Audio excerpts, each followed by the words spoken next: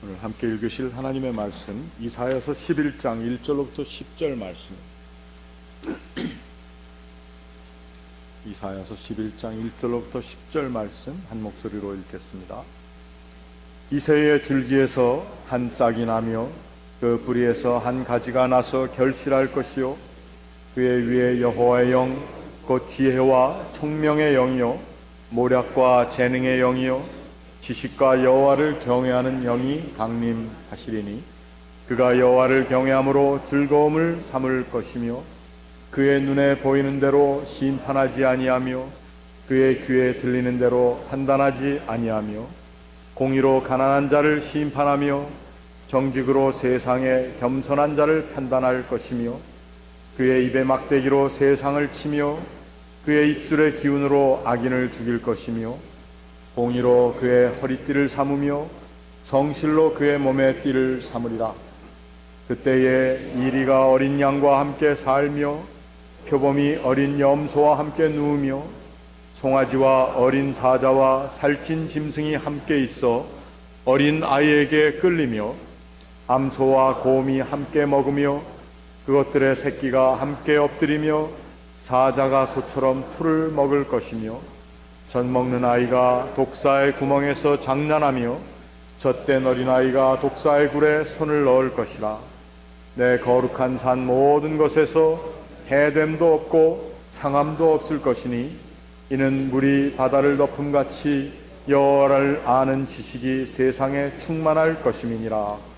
그날에 이사의 뿌리에서 한 싹이 나서 만민의 기치로 설 것이요 열방이 그에게로 돌아오리니 그가 거한 곳이 영화로우리라.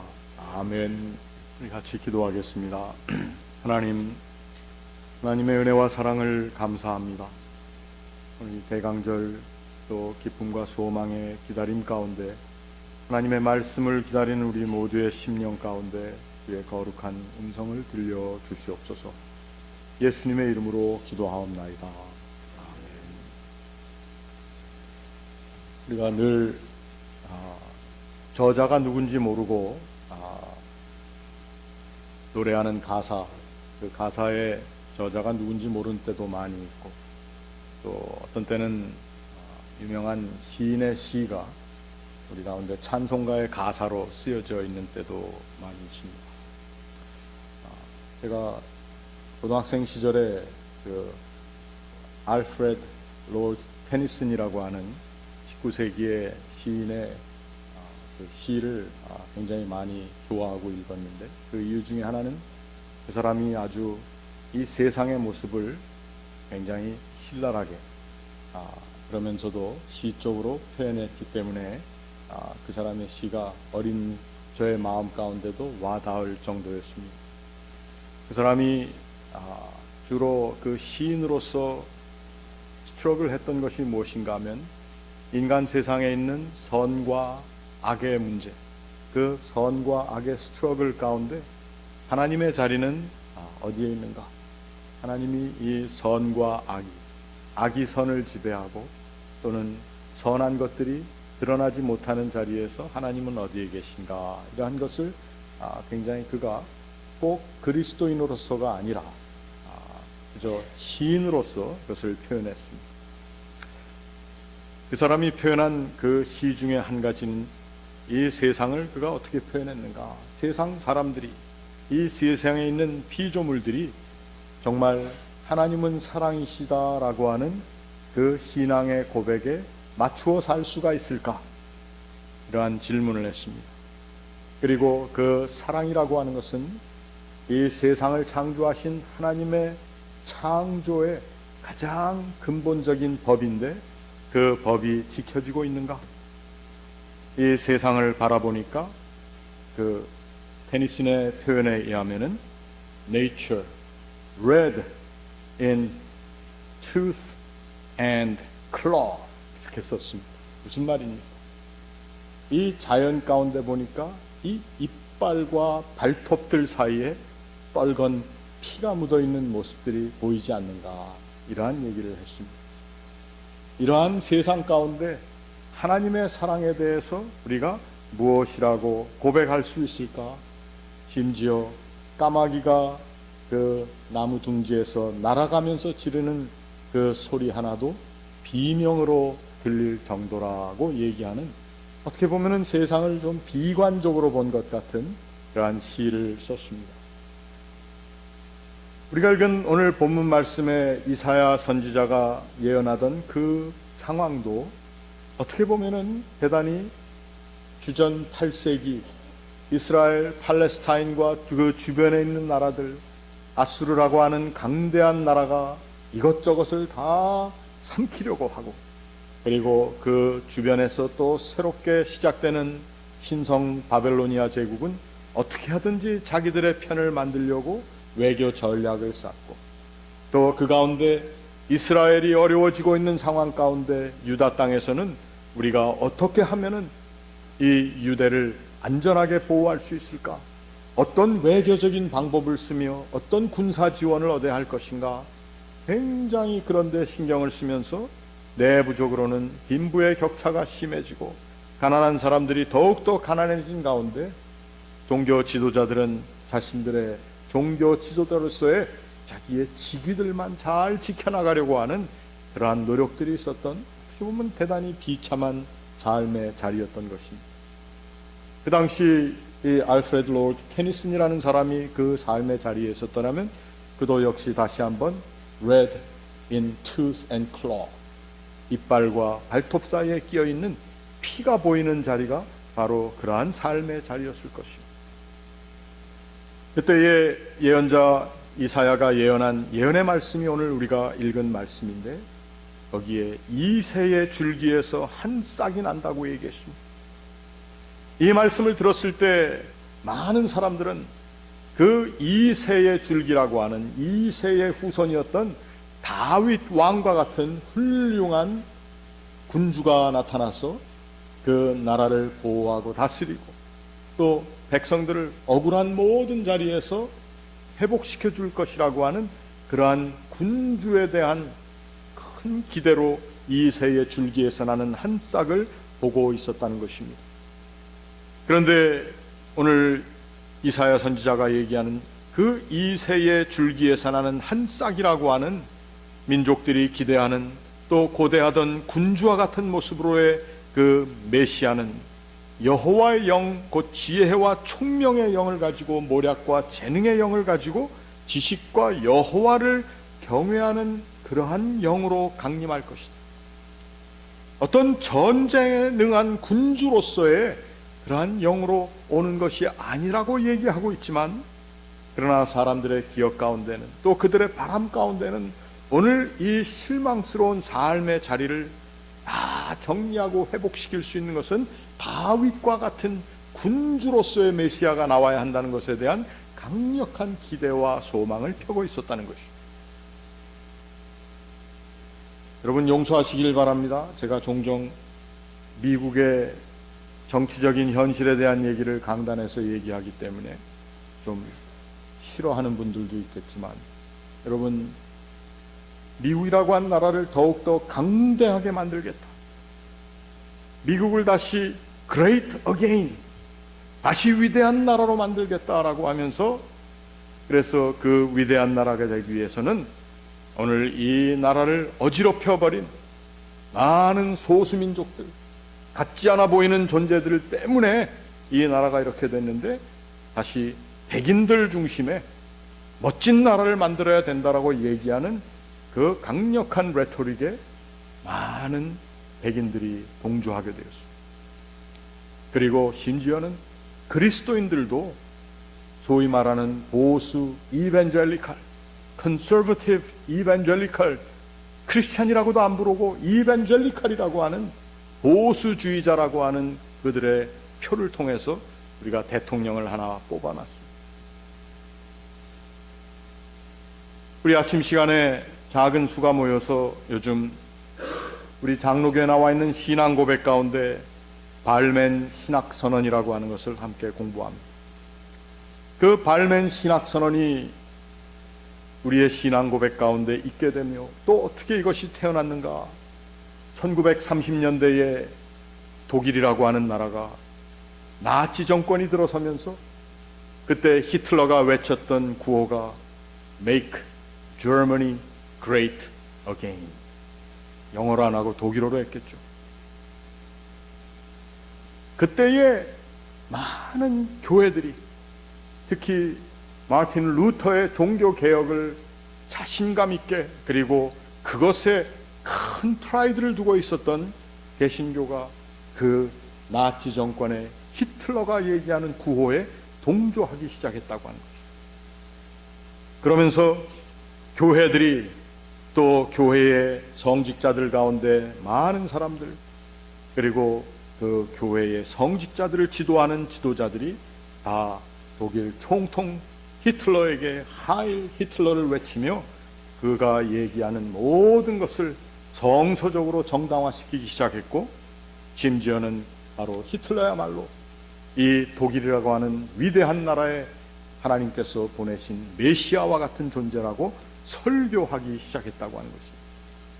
그때에 신앙 고백을 중시 여기며 또 성서를 귀하게 여기는 하나님의 가르침에 절대적인 순종을 자기의 삶의 목적으로 삼았던 많은 교회 지도자들과 또 그리스도인들이 그 나치 정권 아래 있는 교회가 얼마나 썩었는가, 또 우리의 양심이 얼마나 무디어졌는가를 통탄하면서 만들어낸 신학선언이 바로 바알멘 신학선언.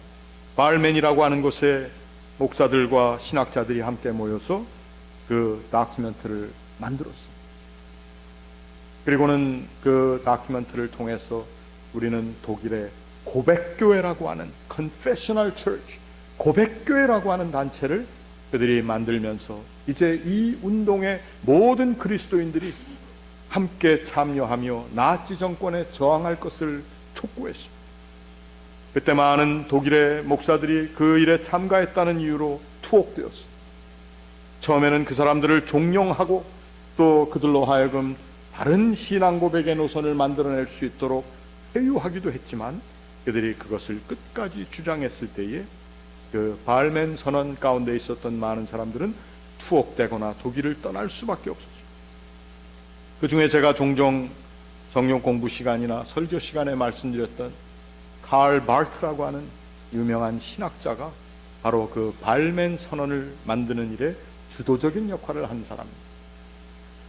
여러분, 저는 바로 이 나치 정권 아래에 있었던 독일인들이 기대하고 있었던 그 어떤 메시아의 기대와 또 그 당시 주전 8세기 유대 땅에 있었던 사람들, 정치적인 모든 것들이 불안하고 그 나라의 앞으로의 일을 걱정하는 사람들 마음 가운데 있었던 그 걱정 가운데 있는 기대, 여기에 부음하는 누구를 찾아내려고 하는 그 찾아냄이 바로 이새의 줄기에서 나는 한 싹, 그것을 다윗적인 군주로만 생각했던 이 사람들에게 오늘 이사야 선지자는 그는 군주로서 어떤 무력과 군사력을 가지고 당신들을 구원할 사람이 아니요 여호와의 영을, 그리고 지혜와 총명의 영을 가진, 그리고 그것을 통해서 모든 일을 이루어 나갈 수 있는 여호와를 경외하는 영의 다스림을 받는 사람으로 당신들에게 나타날 사람이 바로 이 메시아입니다 라고 얘기를 했던 것입니다.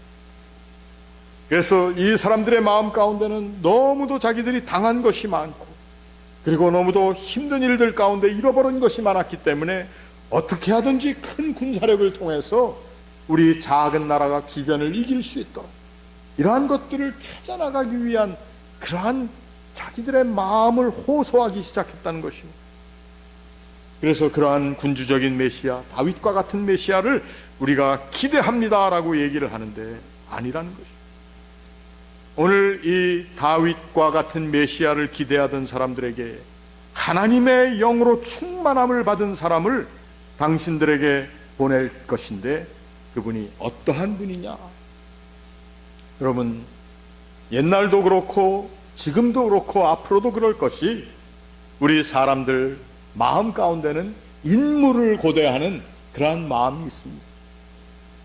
인물이라고 하나 뽑아놨는데 한국에서 되어지는 일들을 보십시오. 정말 인물을 뽑았습니까? 그리고 인물에 의해서, 어떤 한 인물에 의해서 이 나라가 좌지우지된다는 것은 얼마나 위험한 것이며 비성서적인가 하는 것을 우리들이 알아야 합니다. 물론 대통령으로 뽑아놨으니까 우리가 그 사람이 잘 인도할 수 있도록 양심의 가책을 얻고, 또 그가 가지고 있는 모든 사고들이 하나님의 다스리심을 얻도록 우리가 함께 기도해야 할 것입니다. 그러나 오늘 우리들이 정말 그 누구에게, 한 사람에게 거는 기대뿐만 아니라 우리 각 사람의 마음 가운데 우리는 어떠한 나라가 되도록, 나의 삶의 나라, 내가 몸담고 살고 있는 이 땅의 나라, 내가 두고 온 조국이라고 하는 그 나라가 어떠한 나라가 되어야 할 것인가, 우리 함께 생각해야 합니다.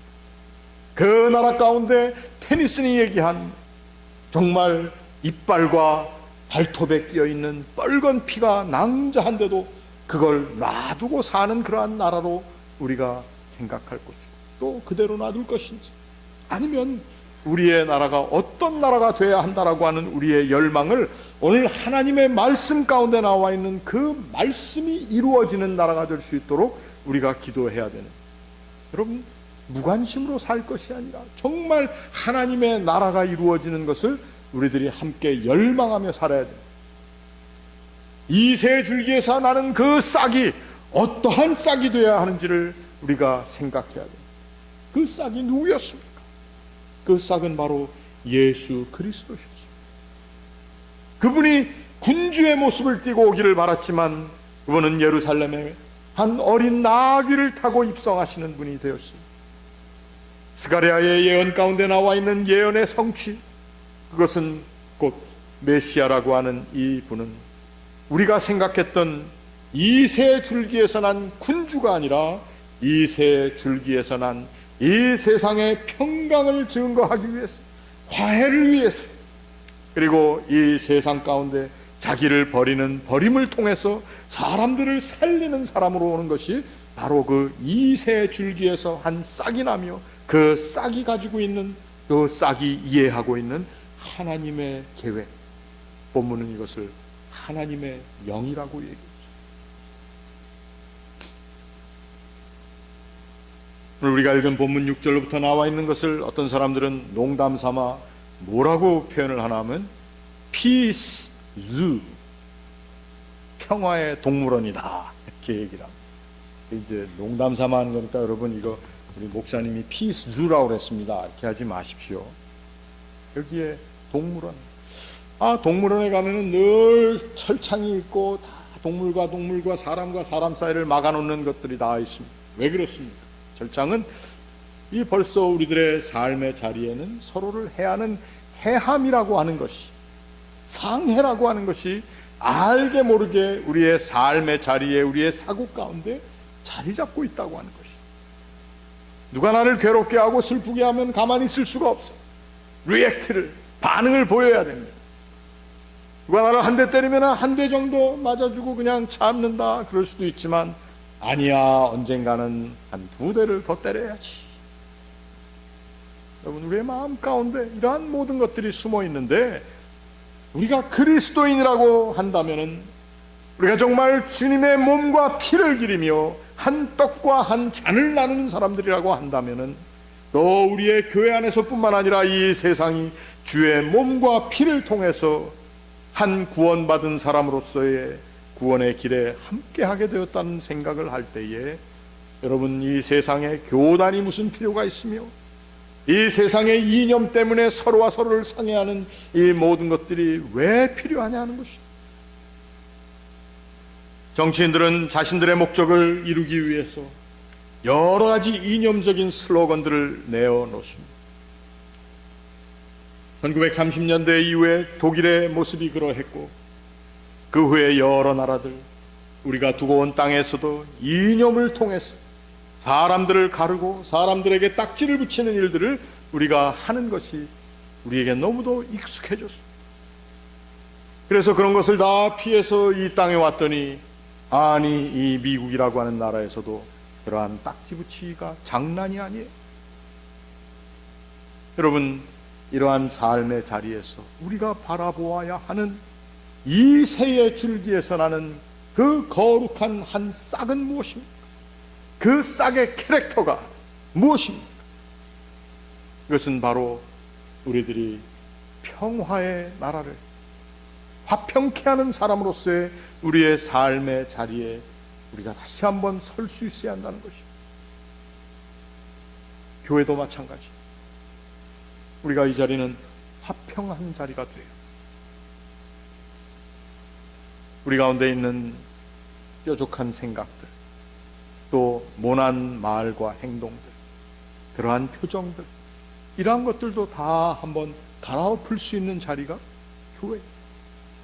그러한 진정한 교회에 우리들이 와서 예배하고 또 그 가운데 하나님의 말씀을 품고 이 세상에 나갈 때에 이 세상도 우리 한 사람 한 사람의 역량 있는 역량을 통해서 평화로운 화해의 나라가 될 수가 있다는 것입니다.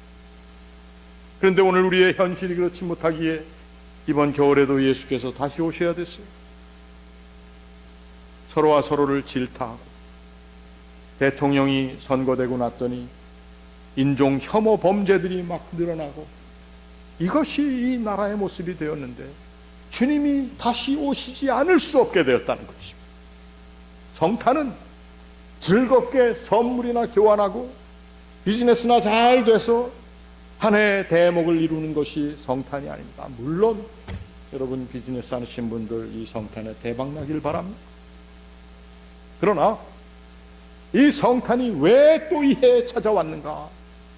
나의 모난 모습 가운데, 나의 뾰족한 신령 가운데, 남에게 딱지를 붙여주던 나의 그 못된 습관 가운데 주님이 찾아오셔서 우리로 하여금 너희들 가운데 다시 한번 피스, 사자와 어린 양이 함께 할 수 있는 자리를 만들어 보라는 것입니다.